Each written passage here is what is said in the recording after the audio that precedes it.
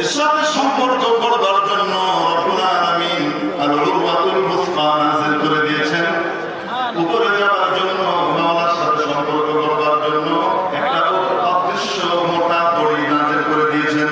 যে ব্যক্তি সেই দড়িটাকে ধরবে, সেই রজ্জুটাকে আঁকড়ে ধরবে, এই রজ্জুটাকে মাওলা পর্যন্ত পৌঁছে দিবে। এখানে শুধু ধরে আনছি যে আমি উপরওয়ালার পক্ষ থেকে নুসরাতের সাহায্যের ফয়সালা হবে। এজন্য রব্বুল আলামিন বলেন, হায় হায়, রব্বুল আলামিন বলেন লা ইকরাহা ফিদ্দীন, ধর্ম গ্রহণ করার ব্যাপারে কারোর উপরে জোর জবরদস্তি করা যাবে না। ধর্ম গ্রহণ করার ব্যাপারে কাউকে জোর জবরদস্তি করা যাবে না। কিন্তু যে ধর্ম গ্রহণ করেছে অবশ্যই তাকে ইসলামের বিধিবিধান মেনে চলতে হবে।